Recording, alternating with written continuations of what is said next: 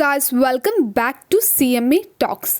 നമ്മൾ ഇന്ന് എടുക്കാൻ പോകുന്നത് CMA ഫൈനലിൽ 4th ഗ്രൂപ്പിലെ strategic performance management and business valuation എന്ന പേപ്പറിൻ്റെ ഫസ്റ്റ് ക്ലാസ് ആണ്. Study note 1 the conceptual framework of performance management. ഈ സെക്ഷനിൽ നമ്മൾ പ്രധാനമായിട്ടും ഡിസ്കസ് ചെയ്യാൻ പോകുന്നത് ഒരു 6 ടോപ്പിക്സിനെ പറ്റിയാണ്.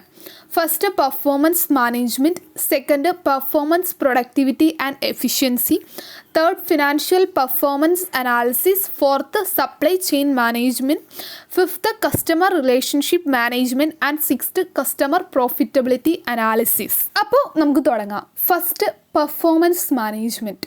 എന്താണ് performance management? Performance management is a continuous process of identifying, measuring and developing performance in an organization by linking each individual's performance and objectives to the organization's overall mission and goals. അതായത് ഓരോ ഓർഗനൈസേഷൻസിനും അതിൻ്റേതായ കുറച്ച് ഒബ്ജക്റ്റീവ്സും ഗോൾസും ഒക്കെ കാണും. അപ്പോൾ നമ്മുടെ എംപ്ലോയീസിൻ്റെ performance ഈ ഒബ്ജക്റ്റീവുമായിട്ട് link ചെയ്ത് വന്നാൽ മാത്രമേ ആ ഓർഗനൈസേഷന് അതിൻ്റെ ഒബ്ജക്റ്റീവ് അച്ചീവ് ചെയ്യാനും ഗ്രോ ചെയ്യാനും പറ്റുള്ളൂ. അപ്പോൾ അതിന് വേണ്ടിയിട്ട് എംപ്ലോയീസിൻ്റെ പെർഫോമൻസിൽ ഒരു സിസ്റ്റമാറ്റിക് അനാലിസിസ് ചെയ്ത് അതിനെ ഓർഗനൈസേഷൻ്റെ ഒബ്ജക്റ്റീവ്സുമായിട്ട് ലിങ്ക് ചെയ്ത് വർക്ക് ചെയ്യിക്കാനായിട്ട് അവരുടെ പെർഫോമൻസിനെ ഡെവലപ്പ് ചെയ്യുന്ന ആ ഒരു പ്രോസസ്സിനെയാണ്, അതൊരു കണ്ടിന്യൂസ് പ്രോസസ്സാണ്, അതിനെയാണ് നമ്മൾ പെർഫോമൻസ് മാനേജ്മെൻറ്റ് എന്ന് പറയുന്നത്. അതായത് പെർഫോമൻസിനെ മാനേജ് ചെയ്യുക. ഇനി ഇതിൽ ഈ ഡെഫിനിഷനിൽ പ്രധാനമായിട്ടും 2 മെയിൻ കമ്പോണൻസ് ആണുള്ളത്. ഒന്ന് continuous process, 2 link to mission and goals. അതായത് ഈ പെർഫോമൻസ് മാനേജ്മെൻറ്റ് എന്ന് പറയുന്നത് ഒരു ഓൺഗോയിങ് കണ്ടിന്യൂസ് പ്രോസസ്സാണ്. പിന്നെ അത് ഓർഗനൈസേഷൻ്റെ ഒബ്ജക്റ്റീവ്സിനെയും എംപ്ലോയീസിൻ്റെ ഇൻഡിവിജ്വൽ പെർഫോമൻസിനെയും ലിങ്ക് ചെയ്ത് വർക്ക് ചെയ്യാനായിട്ട് സഹായിക്കുന്ന ഒരു പ്രോസസ്സാണ്. ഇനി പെർഫോമൻസ് മാനേജ്മെൻറ്റിൽ തന്നെ വരുന്ന ഒരു ടൈമാണ് പെർഫോമൻസ് അപ്രൈസൽ. ഇതെന്ന് പറഞ്ഞാൽ ഓർഗനൈസേഷനിലെ എംപ്ലോയീസിൻ്റെ പെർഫോമൻസ് ഇവാലുവേറ്റ് ചെയ്യുന്ന ഒരു പ്രോസസ്സാണ്. അതായത് ഇതൊരു ലിമിറ്റഡ് അപ്രോച്ചാണ്. അതായത് മാനേജേഴ്സ് അവരുടെ താഴെയുള്ള സബോർഡിനേറ്റിൻ്റെ ആനുവൽ പെർഫോമൻസ് ഒരു ടോപ്പ് ഡൗൺ അസസ്മെൻറ്റിലൂടെ റേറ്റ് ചെയ്യുന്ന ഒരു പ്രോസസ്സിനെയാണ് നമ്മൾ പെർഫോമൻസ് അപ്രൈസൽ എന്ന് പറയുന്നത്. പെർഫോമൻസ് മാനേജ്മെൻറ്റിനെ വെച്ച് നോക്കുമ്പോൾ ഇതൊരു ലിമിറ്റഡ് അപ്രോച്ചാണ്. പെർഫോമൻസ് മാനേജ്മെൻറ്റ് എന്ന് പറഞ്ഞ് കുറച്ചുകൂടെ comprehensive, wide and continuous and flexible ആയിട്ടുള്ള ഒരു അപ്രോച്ചാണ്. ഇനി നമുക്ക് പെർഫോമൻസ് അപ്രൈസലും പെർഫോമൻസ് മാനേജ്മെൻറ്റും തമ്മിലുള്ള ഡിഫറൻസ് നോക്കാം. പെർഫോമൻസ് അപ്രൈസൽ എന്ന് പറഞ്ഞാൽ അതൊരു ടോപ്പ് ഡൗൺ അസസ്മെൻറ്റ് പ്രോസസ്സാണ്. എന്നാൽ പെർഫോമൻസ് മാനേജ്മെൻറ്റ് എന്ന് പറയുമ്പോൾ അതൊരു ജോയിൻറ്റ് പ്രോസസ്സാണ്. ഇനി പെർഫോമൻസ് അപ്രൈസൽ എന്ന് പറഞ്ഞാൽ അതൊരു ആനുവൽ അപ്രൈസൽ മീറ്റിങ്ങിലാണ് അത് പലപ്പോഴും അസസ് ചെയ്യുന്നത്. എന്നാൽ പെർഫോമൻസ് മാനേജ്മെൻറ്റ് എന്ന് പറഞ്ഞാൽ അത് കണ്ടിന്യൂസ് പ്രോസസ്സാണ്, കണ്ടിന്യൂസ് റിവ്യൂസ് നടക്കുന്നുണ്ട്. ഇനി പെർഫോമൻസ് അപ്രൈസൽ പ്രോസസ്സിൽ റേറ്റിംഗ് സിസ്റ്റമാണ് സാധാരണ യൂസ് ചെയ്യുന്നത്. അതായത് എംപ്ലോയീസിന് അവരുടെ പെർഫോമൻസ് അനുസരിച്ച് റേറ്റ് ചെയ്യും. പക്ഷേ പെർഫോമൻസ് മാനേജ്മെൻറ്റ് പ്രോസസ്സിൽ ആ ഒരു റേറ്റിംഗ് സിസ്റ്റം കാണാറില്ല അങ്ങനെ. പിന്നെ പെർഫോമൻസ് അപ്രൈസൽ എന്ന് പറയുമ്പോൾ അതൊരു മോണോലിത്തിക് സിസ്റ്റമാണ്. പക്ഷേ പെർഫോമൻസ് മാനേജ്മെൻറ്റ് എന്ന് പറയുമ്പോൾ അതൊരു ഫ്ലെക്സിബിൾ ആയിട്ടുള്ളൊരു പ്രോസസ്സാണ്. ഇനി പെർഫോമൻസ് അപ്രൈസിൽ അത് ക്വാണ്ടിഫൈഡ് ആയിട്ടുള്ള ഒബ്ജക്റ്റീവ്സിലാണ് ഫോക്കസ് ചെയ്യുന്നത്. പക്ഷേ പെർഫോമൻസ് മാനേജ്മെൻറ്റ് ഫോക്കസ് ചെയ്യുന്നത് ആ ഓർഗനൈസേഷൻ്റെ വാല്യൂസിലും ഒബ്ജക്റ്റീവ്സിലൊക്കെ ആയിരിക്കും. ഇനി നമ്മുടെ പെർഫോമൻസ് അപ്രൈസ് ചെയ്യുമ്പോൾ എംപ്ലോയീസിനെ ഇവാലുവേറ്റ് ചെയ്യണമല്ലോ. അപ്പോൾ അതനുസരിച്ച് അവരുടെ പേയ്മെൻറ്റിലൊക്കെ മാറ്റങ്ങൾ വരാനുള്ള ചാൻസ് ഒക്കെ ഉണ്ട്. പക്ഷേ പെർഫോമൻസ് മാനേജ്മെൻറ്റ് പേയ്മെൻറ്റുമായിട്ട് അതിനൊരു ഡയറക്റ്റ് ലിങ്ക് സാധാരണയായിട്ട് ഉണ്ടാവാറില്ല. പിന്നെ പെർഫോമൻസ് അപ്രൈസൽ എന്ന് പറയുമ്പോൾ അതൊരു ബ്യൂറോക്രാറ്റിക് ആയിട്ടുള്ള അപ്രോച്ചാണ്. കുറേ പേപ്പർ വർക്ക്സ് ഒക്കെ ഉണ്ടാകും. പക്ഷേ പെർഫോമൻസ് മാനേജ്മെൻറ്റ് പ്രോസസ്സിൽ പേപ്പർ വർക്ക്സ് സാധാരണയായിട്ട് കുറവാണ്. ബിക്കോസ് അതൊരു കണ്ടിന്യൂസ് പ്രോസസ്സാണ്, ഓർഗനൈസേഷൻ്റെ ലൈഫിൽ ഫുള്ളുള്ള ഒരു പ്രോസസ്സാണ്. അങ്ങനെ പേപ്പർ വർക്ക്സ് അതിൽ മിനിമം ആണ്. പിന്നെ പെർഫോമൻസ് അപ്രൈസൽ എന്ന് പറയുന്നത് അതിനെ ഹെഡ് ചെയ്യുന്നത് HR ഡിപ്പാർട്ട്മെൻ്റ് ആണ്. പിന്നെ പെർഫോമൻസ് മാനേജ്മെൻറ്റ് എന്ന് പറയുമ്പോൾ ആ പ്രോസസ്സ് ഹെഡ് ചെയ്യുന്നത് ലൈൻ മാനേജേഴ്സാണ് സാധാരണയായി. നെക്സ്റ്റ് പെർഫോമൻസ് മാനേജ്മെൻറ്റ് സൈക്കിളാണ്. പെർഫോമൻസ് മാനേജ്മെൻറ്റ് സൈക്കിളിൽ 4 സ്റ്റേജസ് ആണ് പ്രധാനമായിട്ടും എന്നുള്ളത് first plan, second act, third monitor and fourth review. ഇനി next components of performance management ആണ്. പെർഫോമൻസ് മാനേജ്മെൻറ്റ് കമ്പോണൻസിൽ ഫസ്റ്റ് വരുന്നത് പെർഫോമൻസ് പ്ലാനിങ്. അതായത് എംപ്ലോയീസ് അവരുടെ ടാർഗറ്റ് അവർ തന്നെ ഫിക്സ് ചെയ്യുകയാണ്. അത് കഴിഞ്ഞിട്ട് ഓഫീസറുമായിട്ടുള്ള ഒരു മ്യൂച്വൽ എഗ്രിമെൻറ്റിലായിരിക്കും അത് ഫൈനലൈസ് ചെയ്യുന്നത്. അപ്പോൾ അതിൻ്റെ നെക്സ്റ്റ് സ്റ്റേജ് എന്ന് പറഞ്ഞാൽ പെർഫോമൻസ് അപ്രൈസൽ ആൻഡ് റിവ്യൂസ് ആണ്. അതായത് ടാർഗറ്റ് ഫിക്സ് ചെയ്തു, അത് കഴിഞ്ഞിട്ട് അത് ഇവാലുവേറ്റ് ചെയ്യുകയാണ്. ആ ടാർഗറ്റ് അവർക്ക് അച്ചീവ് ചെയ്യാൻ പറ്റുന്നുണ്ടോ ഇല്ലയോ എന്ന് ഇവാലുവേറ്റ് ചെയ്യുന്ന ആ ഒരു സ്റ്റേജിനെയാണ് പെർഫോമൻസ് അപ്രൈസൽ ആൻഡ് റിവ്യൂ എന്ന് പറയുന്നത്. ഒരു വർഷത്തിൽ 2 പ്രാവശ്യം ഇങ്ങനെ റിവ്യൂ ചെയ്ത് നോക്കാറുണ്ട്. പിന്നെ അത് മിഡ് റിവ്യൂസ് ഉണ്ടാവാറുണ്ട്, ആനുവൽ റിവ്യൂസും ഉണ്ടാവാറുണ്ട്. ഇനി നെക്സ്റ്റ് എന്ന് പറയുന്നത് ഫീഡ്ബാക്ക് സ്റ്റേജ് ആണ്. അതായത് ഇപ്പോൾ പെർഫോമൻസ് അപ്രൈസൽ ചെയ്തു, അപ്പോൾ അത് ടാർഗറ്റ് അച്ചീവ് ചെയ്യേണ്ട ഇല്ലയോ എന്ന് നോക്കി കഴിഞ്ഞിട്ട് അത് ഇമ്പ്രൂവ് ചെയ്യാനായിട്ടുള്ള കുറച്ച് ഫീഡ്ബാക്സ് ഒക്കെ എംപ്ലോയീസിന് നൽകുന്ന ഒരു സ്റ്റേജിനെയാണ് ഫീഡ്ബാക്ക് എന്ന് പറയുന്നത്. അടുത്തത് next fourth stage rewarding good performance. അതായത് ഇതിൽ നന്നായിട്ട് ടാർഗറ്റ് അച്ചീവ് ചെയ്ത് നന്നായിട്ട് പെർഫോം ചെയ്ത എംപ്ലോയീസിന് ഒരു റിവാർഡൊക്കെ കൊടുക്കുകയാണെങ്കിൽ അതവരെ സെൽഫ് മോട്ടിവേറ്റ് ചെയ്ത് കൂടുതലായിട്ട് വർക്ക് ചെയ്യാനായിട്ട് മോട്ടിവേറ്റ് ചെയ്യും. അപ്പോൾ ആ ഒരു സ്റ്റേജാണ് റിവാർഡ് കൊടുക്കുന്ന സ്റ്റേജ്. നെക്സ്റ്റ് സ്റ്റേജ് എന്ന് പറയുന്നത് പെർഫോമൻസ് ഇംപ്രൂവ്മെൻറ്റ് പ്ലാൻസ് ആണ്. അപ്പോൾ ആ ഒരു ഫസ്റ്റ് ടാർഗറ്റ് ഫിക്സ് ചെയ്ത് അതിനെ ഇവാലുവേറ്റ് ചെയ്ത് അതിന് ഫീഡ്ബാക്ക് ഒക്കെ കൊടുത്തു കഴിഞ്ഞ് പുതിയ ഗോൾസും പുതിയ ഒബ്ജക്റ്റീവ്സ് ഒക്കെ ഫിക്സ് ചെയ്യുകയാണ്. ആ പുതിയ ടാർഗറ്റ്സ് ഒക്കെ ഫിക്സ് ചെയ്യുന്ന ആ ഒരു സ്റ്റേജിനെയാണ് പെർഫോമൻസ് ഇംപ്രൂവ്മെൻറ്റ് പ്ലാൻ എന്ന് പറയുന്നത്. നെക്സ്റ്റ് ലാസ്റ്റ് സ്റ്റേജ് എന്ന് പറയുന്നത് പൊട്ടൻഷ്യൽ അപ്രൈസലാണ്. അതായത് വേരിയസ് അസസ്മെൻറ്റ് ടെക്നിക്സ് യൂസ് ചെയ്ത പെർഫോമൻസിനെ അസസ് ചെയ്യുന്ന അല്ലെങ്കിൽ ഇവാലുവേറ്റ് ചെയ്യുന്ന ആ ഒരു പ്രോസസ്സിനെയാണ് പൊട്ടൻഷ്യൽ അപ്രൈസൽ എന്ന് പറയുന്നത്. നെക്സ്റ്റ് ഇനി വരുന്നത് പെർഫോമൻസ്, പ്രൊഡക്ടിവിറ്റി ആൻഡ് എഫിഷ്യൻസി എന്നീ 3 ടേംസ് ആണ്. പെർഫോമൻസ് എന്താണെന്ന് നമ്മൾ ഓൾറെഡി പറഞ്ഞു കഴിഞ്ഞു. ഇനി നെക്സ്റ്റ് വരുന്നത് പ്രൊഡക്ടിവിറ്റി ആൻഡ് എഫിഷ്യൻസി. പ്രൊഡക്ടിവിറ്റി എന്ന് പറഞ്ഞു കഴിഞ്ഞാൽ ഒരു പ്രൊഡക്ഷൻ പ്രോസസ്സിൽ ഇൻപുട്ടും ഔട്ട്പുട്ടും തമ്മിലുള്ള ആ ഒരു റിലേഷനെയാണ് നമ്മൾ പ്രൊഡക്ടിവിറ്റി എന്ന് പറയുന്നത്. അപ്പോൾ പ്രൊഡക്ടിവിറ്റി കണ്ടുപിടിക്കാൻ നമുക്ക് യൂസ് ചെയ്യാവുന്ന ഇക്വേഷൻ എന്ന് പറഞ്ഞാൽ ഔട്ട്പുട്ട് ഡിവൈഡഡ് ബൈ ഇൻപുട്ടാണ്. ഇനി എഫിഷ്യൻസി എന്ന് പറഞ്ഞു കഴിഞ്ഞാൽ ഒരു given level of inputs use ചെയ്ത് എങ്ങനെ നമുക്ക് മാക്സിമം ഔട്ട്പുട്ട്സ് എങ്ങനെ കിട്ടാം, അതാണ് ഒരു ഫേമിൻ്റെ എഫിഷ്യൻസി എന്ന് പറയുന്നത്. ഇപ്പോൾ കുറച്ച് ഇൻപുട്ട്സ് യൂസ് ചെയ്ത് മാക്സിമം ഔട്ട്പുട്ട് ഉണ്ടാക്കാൻ പറ്റുവാണെങ്കിൽ ആ ഫേം എന്ന് പറയുന്നത് ഹയസ്റ്റ് പ്രൊഡക്ടിവിറ്റിയിൽ അല്ലെങ്കിൽ ഹയസ്റ്റ് എഫിഷ്യൻസിയിലായിരിക്കും. ഇനി എഫിഷ്യൻസിനെ നമുക്ക് 2ആയിട്ട് തിരിക്കാം. ടെക്നിക്കൽ എഫിഷ്യൻസിയും ഉണ്ട്, അലോക്കേറ്റീവ് എഫിഷ്യൻസിയും ഉണ്ട്. ടെക്നിക്കൽ എഫിഷ്യൻസി എന്ന് പറഞ്ഞാൽ അതായത് സാധാ എഫിഷ്യൻസിയും തന്നെയാണ് ടെക്നിക്കൽ എഫിഷ്യൻസി എന്ന് പറയുന്നത്. അതായത് ഒരു ഫേംസ് ഒരു given set of inputs use ചെയ്ത് എങ്ങനെ മാക്സിമം ഔട്ട്പുട്ട്സ് ഒബ്റ്റെയിൻ ചെയ്യാം, അതിനെയാണ് ടെക്നിക്കൽ എഫിഷ്യൻസി എന്ന് പറയുന്നത്. ഇനി അലോക്കേറ്റീവ് എഫിഷ്യൻസി എന്ന് പറഞ്ഞത് ഒരു given level of prices and production technology use ചെയ്ത് എങ്ങനെ optimum combination of inputs select ചെയ്തിട്ട് നമുക്ക് പ്രോസസ്സ് ചെയ്യാം എന്നതിനെയാണ് അലോക്കേറ്റീവ് എഫിഷ്യൻസി എന്ന് പറയുന്നത്. ഇനി നമ്മുടെ എഫിഷ്യൻസിയും പ്രൊഡക്ടിവിറ്റിയും മെഷർ ചെയ്യാനുള്ള അപ്രോച്ചസ്, അതിൽ ജനറൽ ആയിട്ടുള്ള അപ്രോച്ച് എന്ന് പറഞ്ഞു കഴിഞ്ഞാൽ partial factor or total factor ബേസിസിലുള്ള മെഷർമെൻ്റ് ആണ്.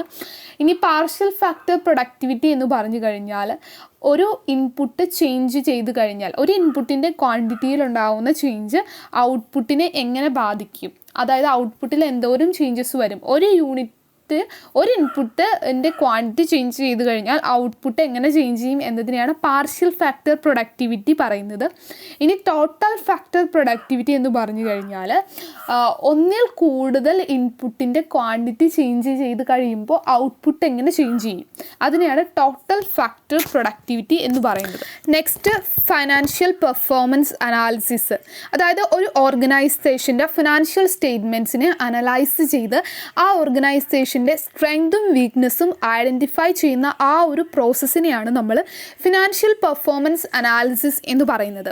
നമുക്ക് ജനറലി ഉള്ള ഫിനാൻഷ്യൽ സ്റ്റേറ്റ്മെൻറ്റ് എന്ന് പറയുന്നത് നമുക്കറിയാവുന്ന പോലെ ബാലൻസ് ഷീറ്റ്, ഇൻകം സ്റ്റേറ്റ്മെൻറ്റ്, പിന്നെ ക്യാഷ് ഫ്ലോ സ്റ്റേറ്റ്മെൻറ്റ്. ഇനി നെക്സ്റ്റ് വരുന്നത് areas of financial performance analysis ആണ്. ഇത് നമുക്ക് 4ആയിട്ട് ക്ലാസിഫൈ ചെയ്യാം: working capital analysis, financial structure analysis, activity analysis and 4th one profitability analysis. ഇനി significance of financial financial performance analysis. അപ്പോൾ നമ്മളൊരു ഓർഗനൈസേഷൻ്റെ പെർഫോമൻസ് അനാലിസിസ് ചെയ്യാൻ ഇൻട്രസ്റ്റഡ് ആയിട്ടുള്ള കുറച്ച് ഗ്രൂപ്പ്സ് ഉണ്ടാവും. ഇപ്പോൾ ക്രെഡിറ്റേഴ്സ്, ഇൻവെസ്റ്റേഴ്സ്, മാനേജ്മെൻറ്റ്, ആ ഓർഗനൈസേഷൻ്റെ മാനേജ്മെൻ്റ് ഒക്കെ അതിൻ്റെ പെർഫോമൻസിൽ ഇൻട്രസ്റ്റഡ് ആയിരിക്കും. അപ്പോൾ അവർക്ക് വേണ്ടിയിട്ടാണ് നമ്മൾ ഈ അനാലിസിസ് ചെയ്യുന്നത്. ഈ ട്രേഡ് ക്രെഡിറ്റേഴ്സിനെ വെച്ച് നോക്കുമ്പോൾ അവർ ആ ഫേം അല്ലെങ്കിൽ ഓർഗനൈസേഷൻ്റെ ലിക്വിഡിറ്റിയെ പറ്റി അവർ ഇൻട്രസ്റ്റഡ് ആയിരിക്കും. അതുപോലെ തന്നെ ബോണ്ട് ഹോൾഡേഴ്സ്, അവരും അതിൻ്റെ ക്യാഷ് ഫ്ലോ എബിലിറ്റിനെ കുറിച്ചൊക്കെ ഇൻട്രസ്റ്റഡ് ആയിരിക്കും. പിന്നെ ഇൻവെസ്റ്റേഴ്സിനെ സംബന്ധിച്ചും അവരതിൻ്റെ present and expected future earning സ്റ്റെബിലിറ്റിനെ കുറിച്ചൊക്കെ അവർ ഇൻട്രസ്റ്റഡ് ആണ്. അതുപോലെ മാനേജ്മെൻറ്റിനെ സംബന്ധിച്ച് management is interested in the internal control, financial conditions, better പെർഫോമൻസിലൊക്കെ മാനേജ്മെൻറ്റും ഇൻട്രസ്റ്റഡ് ആയിരിക്കും. ഇനി type of financial performance analysis. നമുക്ക് ഫിനാൻഷ്യൽ അനാലിസിസ് എങ്ങനെയൊക്കെ ചെയ്യാം, എത്ര ടൈപ്സ് ഉണ്ടെന്ന് നോക്കാം. അപ്പോൾ ഫിനാൻഷ്യൽ അനാലിസിസിനെ മെയിനായിട്ട് 2 ടൈപ്സായിട്ട് ക്ലാസിഫൈ ചെയ്യാം. അതിൻ്റെ മെറ്റീരിയൽ യൂസ്ഡിൻ്റെ ബേസിസിലും പിന്നെ മോഡസ് ഓപ്പറാൻഡിയുടെ ബേസിസിലും. മെറ്റീരിയൽ യൂസ്ഡിൻ്റെ ബേസിസിൽ 2ആയിട്ട് വീണ്ടും ക്ലാസിഫൈ ചെയ്യാം, എക്സ്റ്റേണൽ അനാലിസിസും ഇൻറ്റേർണൽ അനാലിസിസും. എക്സ്റ്റേണൽ അനാലിസിസ് എന്ന് പറഞ്ഞാൽ അവിടെ അനാലിസിസ് ചെയ്യുന്നത് ഔട്ട്സൈഡേഴ്സാണ്. അതായത് ക്രെഡിറ്റേഴ്സ്, ഗവൺമെൻറ് ഏജൻസീസ്, അവരൊക്കെയാണ് അനാലിസിസ് ചെയ്യുന്നത്. അവർക്ക് അതിൻ്റെ കമ്പനിയുടെ ഇൻറ്റേർണൽ റെക്കോർഡ്സിന് അവർക്ക് അക്സസ് ഉണ്ടാവില്ല. അവർ പുറത്തുനിന്ന് കിട്ടുന്ന ഇൻഫോർമേഷൻസ് അനുസരിച്ചായിരിക്കും അനാലിസിസ് ചെയ്യുന്നത്. നെക്സ്റ്റ് ഇനി വരുന്നത് ഇൻറ്റേർണൽ അനാലിസിസ് ആണ്. അതായത് ഒരു ഓർഗനൈസേഷനിൽ തന്നെയുള്ള എക്സിക്യൂട്ടീവ്സ് ആൻഡ് എംപ്ലോയീസ്, അല്ലെങ്കിൽ ഗവൺമെൻറ് അല്ലെങ്കിൽ കോർട്ട് അപ്പോയിൻറ്റ് ചെയ്യുന്ന ഓഫീസേഴ്സ്, അവർക്കൊക്കെ ബുക്ക് ഓഫ് അക്കൗണ്ട്സിൽ അല്ലെങ്കിൽ ആ കമ്പനിയുടെ ഇൻറ്റേർണൽ മാറ്റേഴ്സിൽ അനാലിസിസ് ചെയ്യാനുള്ള അക്സസ് ഉണ്ടായിരിക്കും. ആ ഒരു പ്രോസസ്സിനെയാണ് നമ്മൾ ഇൻറ്റേർണൽ അനാലിസിസ് എന്ന് പറയുന്നത്. ഇനി നെക്സ്റ്റ് ക്ലാസിഫിക്കേഷൻ വരുന്നത് മോഡസ് ഓപ്പറാൻഡിയുടെ ബേസിലാണ്. അതിൻ്റെ ബേസിൽ നമുക്ക് 2ആയിട്ട് ക്ലാസിഫൈ ചെയ്യാം. ഹൊറിസോണ്ടൽ അനാലിസിസ് ഉണ്ട്, വെർട്ടിക്കൽ അനാലിസിസ് ഉണ്ട്. ഹൊറിസോണ്ടൽ അനാലിസിസ് എന്ന് പറഞ്ഞാൽ കുറേ നമ്പർ ഓഫ് ഇയേഴ്സിലുള്ള സെയിം കമ്പനിയുടെ തന്നെ ഫിനാൻഷ്യൽ സ്റ്റേറ്റ്മെൻറ്റിനെ അനാലിസിസ് ചെയ്യുന്ന ആ ഒരു പ്രോസസ്സിനെയാണ് നമ്മൾ ഹൊറിസോണ്ടൽ അനാലിസിസ് എന്ന് പറയുന്നത്. ഇതിനെ ഡൈനാമിക് അനാലിസിസ് എന്നും പറയാറുണ്ട്. ഇനി next vertical analysis. Vertical analysis എന്ന് പറഞ്ഞു കഴിഞ്ഞാൽ ഒരു വർഷത്തെ തന്നെ ഡിഫറെൻറ്റ് ഫിനാൻഷ്യൽ സ്റ്റേറ്റ്മെൻറ്റ്സിൻ്റെ ക്വാണ്ടിറ്റേറ്റീവ് റിലേഷൻഷിപ്പ് അനാലിസിസ് ചെയ്യുന്നതിനെയാണ് വെർട്ടിക്കൽ അനാലിസിസ് എന്ന് പറയുന്നത്. അതായത് ഇപ്പോൾ സെയിം ഇൻഡസ്ട്രീസിൽ തന്നെയുള്ള കുറച്ച് കമ്പനീസിനെ എടുത്ത് അവരുടെ ഫിനാൻഷ്യൽ സ്റ്റേറ്റ്മെൻറ്റ് അനാലിസിസ് ചെയ്യുക, അല്ലെങ്കിൽ ഒരു കമ്പനിയിലെ തന്നെ ഡിഫറെൻറ്റ് ഡിപ്പാർട്ട്മെൻറ്റ്സിൻ്റെ ഫിനാൻഷ്യൽ സ്റ്റേറ്റ്മെൻറ്റ്സിനെ അനാലിസിസ് ചെയ്യുന്ന ആ ഒരു പ്രോസസ്സിനെയാണ് വെർട്ടിക്കൽ അനാലിസിസ് എന്ന് പറയുന്നത്. ഇതിനെ നമ്മൾ ഓൾസോ സ്റ്റാറ്റിക് അനാലിസിസ് എന്നും പറയാറുണ്ട്. നെക്സ്റ്റ് ഇനി techniques used in financial performance analysis.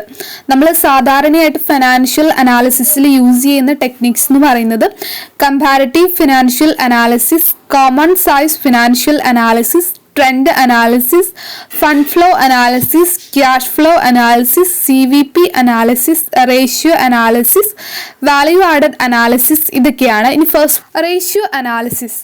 Ratio എന്ന് പറയുന്നത് 2 or more തിങ്സ് തമ്മിലുള്ള ഒരു ന്യൂമറിക്കൽ റിലേഷൻഷിപ്പിനെയാണ്. റേഷ്യോസ് നമുക്ക് പെർസെൻറ്റേജ്, ഫ്രാക്ഷൻ അല്ലെങ്കിൽ പ്രപ്പോർഷനിലൊക്കെ എക്സ്പ്രസ് ചെയ്യാം. മെയിനായിട്ട് 4 ടൈപ്പ് റേഷ്യോസ് ആണുള്ളത്. Liquidity ratio, capital structure or leverage ratio, profitability ratio and activity ratios. ഇനി നെക്സ്റ്റ് യൂസ് ചെയ്യുന്ന ഒരു അനാലിസിസ് ടെക്നിക്കാണ് കോമൺ സൈസ് ഫിനാൻഷ്യൽ അനാലിസിസ്. അതായത് ഡിഫറെൻറ്റ് സൈസ് കമ്പനീസ് അല്ലെങ്കിൽ സെയിം കമ്പനീസ് തമ്മിലുള്ള കുറച്ച് ഡിഫറെൻറ്റ് പീരിയഡ്സിലുള്ള ഫിനാൻഷ്യൽ സ്റ്റേറ്റ്മെൻറ്റ് അനാലിസ് ചെയ്യുന്ന ആ ഒരു പ്രോസസ്സിനെയാണ് നമ്മൾ കോമൺ സൈസ് ഫിനാൻഷ്യൽ സ്റ്റേറ്റ്മെൻറ്റ് എന്ന് പറയുന്നത്.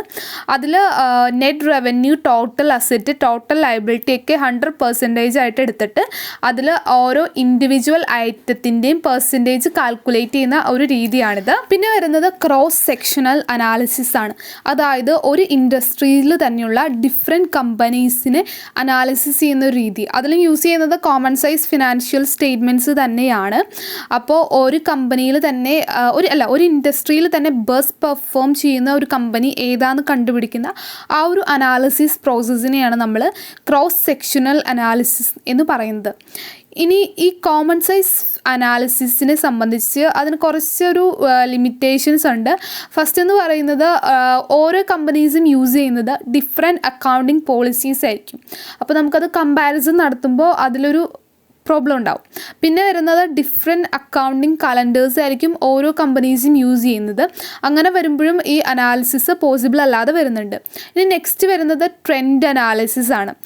ട്രെൻഡ് അനാലിസിസ് എന്ന് പറയുമ്പോൾ ഒരു വർഷത്തെ ഡാറ്റ നമ്മൾ ബേസ് ഇയർ ഡാറ്റയായിട്ട് എടുത്തുകൊണ്ട് അതിനെ ബേസ് ചെയ്ത് ആ ഇൻഡെക്സിനെ ബേസ് ചെയ്ത് ബാക്കിയുള്ള ഡാറ്റ അനാലിസിസ് ചെയ്ത് ഒരു കൺക്ലൂഷൻ ഡ്രോൺ ചെയ്യുന്നതിനെയാണ്, അതായത് group of items over a period of time analysis ചെയ്യുന്നതിനെയാണ് ട്രെൻഡ് അനാലിസിസ് എന്ന് പറയുന്നത്. അപ്പോൾ നമ്മൾ ഇത്രയും നേരം നോക്കിയത് മെയിനായിട്ട് 3 ടോപ്പിക്സ് ആയിരുന്നു. Performance management, performance productivity and efficiency, പിന്നെ ഫിനാൻഷ്യൽ പെർഫോമൻസ് അനാലിസിസ്. അപ്പോൾ നമ്മുടെ സ്റ്റഡി നോട്ട് 1ൻ്റെ ഒരു ഹാഫ് സെക്ഷൻ കവർ ചെയ്ത് കഴിഞ്ഞു. ഇനി വരുന്നത് supply chain management, customer relationship management, customer profitability analysis എന്നീ 3 ടോപ്പിക്സാണ്. അത് നെക്സ്റ്റ് വീഡിയോയിൽ കവർ ചെയ്യുന്നതാണ്. അപ്പോൾ താങ്ക് യു ഫോർ വാച്ചിങ്.